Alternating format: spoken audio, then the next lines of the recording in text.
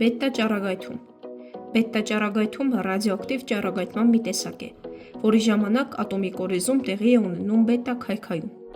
Այս գործընթացի արդյունքում արտազատվում են բարձր էներգիա ունեցող էլեկտրոններ կամ պոզիտրոններ, կախված բետա քայքայման տեսակից։ Բետա տրոհման հետազոտությունը հանգեցրեց նեյտրինոյի գոյության վկայությանը։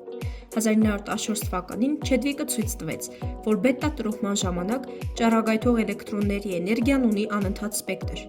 Բետա տրոհման ժամանակ միջուկի լիցքը փոխվում է 1-ով, իսկ զանգվածային թիվը չի փոփոխվում։ Բետա ճառագայթումը էլեկտրոնների փունջ է,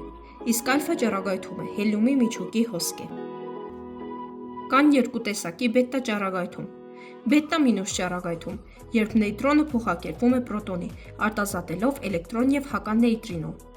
Բետա պլյուս ճառագայթում, երբ պրոտոնը փոխակերպվում է նեյտրոնի, արտազատելով պոզիտրոն և նեյտրինո։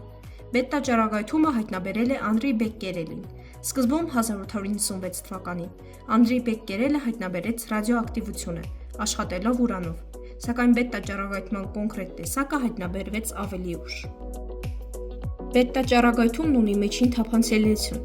կարող է անցնել մաշկի միջով, բայց կանգ է առնում մի քանի միլիմետր ալյումինե թիթեղով կամ հաստ պլաստիկով։ Կարող է վնասել կենդանի հյուսվածքները, եթե ընկնի օրգանիզմ։